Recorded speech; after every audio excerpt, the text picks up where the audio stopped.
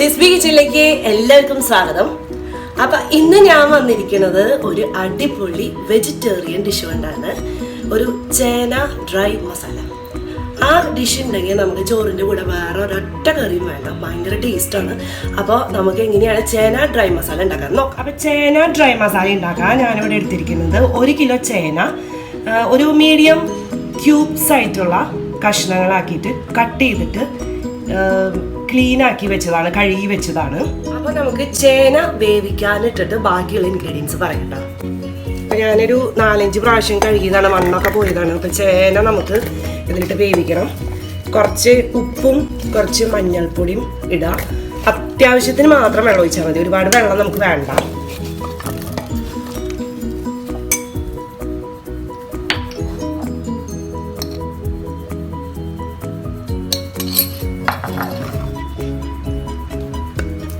നമുക്ക് ഇത് വേവാനുള്ള വെള്ളം മാത്രം മതി, അധികം വെള്ളം നമുക്ക് വേണ്ട.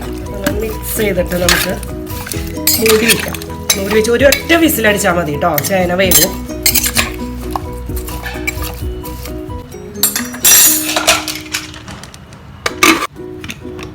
നമുക്ക് ഡ്രൈ മസാല, ചേന ഡ്രൈ മസാല ഉണ്ടാക്കാൻ വേണ്ട ഇൻഗ്രീഡിയൻസ്: ഒരു വലിയ സവാള ചെറുതായിട്ട് അരിഞ്ഞു വെച്ചത്, അതുപോലെ ഒരു വലിയ തക്കാളി ചെറിയതായിട്ട് തന്നെ ക്യൂബ്സ് ആയിട്ട് ഇങ്ങനെ ചെറുതായിട്ട് അരിഞ്ഞു വെച്ചതാണ്.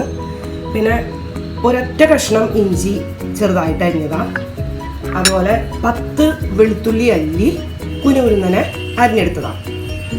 പിന്നെ ഒരു 4-5 പച്ചമുളക് നീളത്തിൽ ഇതുപോലെ നീളത്തിൽ കീറി വെച്ചത്.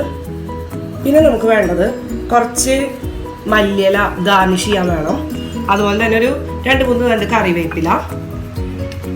പിന്നെ വേണ്ടത് 1/2 ടീസ്പൂൺ ഗരം മസാലപ്പൊടിയും 1/2 ടീസ്പൂൺ കുരുമുളക് പൊടി.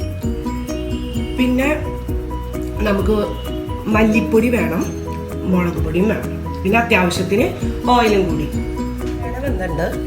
നമുക്ക് ഇനി ഒരു പാത്രം എടുത്തിട്ട് കുറച്ച് എണ്ണ അതിലേക്ക് ഒഴിച്ചു കൊടുക്കണം.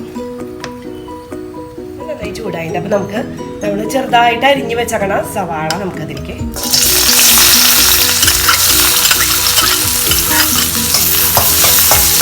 സവാള പകുതി വേണം വന്നിട്ടുണ്ട്. അപ്പോൾ നമുക്ക് അതിലേക്ക് ഇഞ്ചി അരിഞ്ഞത് ഇട്ട് കൊടുക്കാം.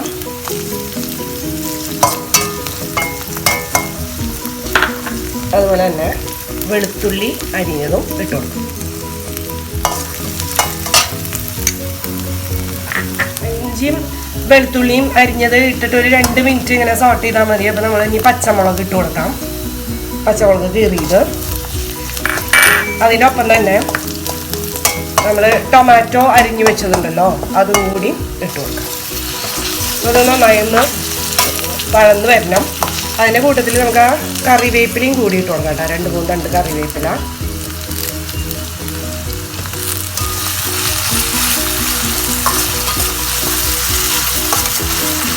തക്കാളി അത്യാവശ്യം ഉടഞ്ഞിട്ടുണ്ട്, ചെറുതായിട്ടൊക്കെ വെന്തുണ്ട്. അപ്പോൾ നമുക്ക് ബാക്കിയുള്ള മസാലപ്പൊടികൾ ഇതിലേക്ക് ഇട്ട് കൊടുക്കണം.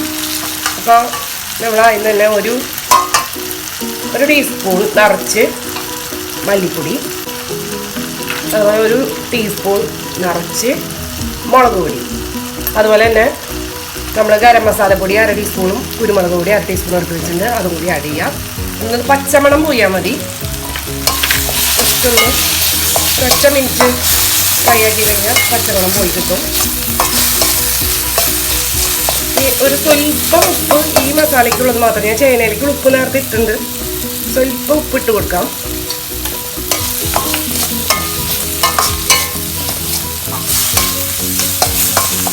ചേന വെന്തിട്ടാണ് ഇരിക്കണേ. അപ്പോൾ നമുക്കിത് വെന്ത് എന്ന് പറഞ്ഞാലും നമുക്ക് ഈ ഒരു ചട്ടുകം വെച്ചിട്ട് വേണം നമുക്ക് ഇതിലേക്ക് ഇടാനും ഇളക്കാനും. അപ്പോൾ ഒരുപാട് അങ്ങോട്ട് ഉടഞ്ഞു പോയാൽ കുറച്ച് ഉടഞ്ഞാൽ ഇനിയാണ് ഈ കറിക്ക് ടേസ്റ്റ് ഉണ്ടാവാം. അപ്പോൾ നമുക്ക് ഈ ചട്ടിയിലേക്ക് ഇത് ഇട്ട് കൊടുക്കാം.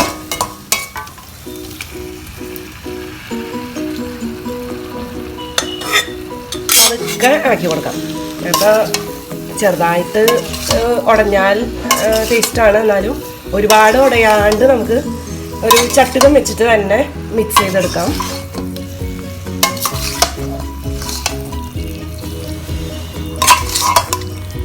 നമ്മുടെ ചേന ഡ്രൈ മസാല റെഡി ആയി കഴിഞ്ഞു. ഡ്രൈ മസാലയ്ക്ക് ഭയങ്കര നല്ല കോമ്പിനേഷനാണ് ഈ കൊറിയാണ്ടർ ലീഫ്, അതായത് മല്ലിയില ഇതിൻ്റെ കൂടെ ചേർത്ത് കഴിക്കുമ്പോൾ പ്രത്യേക ടേസ്റ്റാണ്. അപ്പോൾ മല്ലിയില ഞാൻ ഇതിൻ്റെ മുകളിൽ ആഡ് ചെയ്യുന്നുണ്ട്. ഇതിനൊരു നോൺ വെജ് നൊസ്റ്റാൾജിക് ടേസ്റ്റ്. അപ്പോൾ നമ്മുടെ ചേന ഡ്രൈ മസാല നിങ്ങളെല്ലാവരും ഉണ്ടാക്കി നോക്കുക. ഒരു പ്രത്യേക ടേസ്റ്റാണ്. അത് മല്ലിയിലൊക്കെ ഇട്ട് കഴിയുമ്പോൾ ഒരു പ്രത്യേക ഒരു രുചി നാവിൽ ഇങ്ങനെ തട്ടി കളിച്ച് നിൽക്കുന്നു പറയും. അപ്പോൾ നമുക്ക് ചോറിൻ്റെ ഒപ്പം സൂപ്പർ കോമ്പിനേഷനാണ്. വേറെ ചാറ് കറി ഒന്നും വേണ്ട.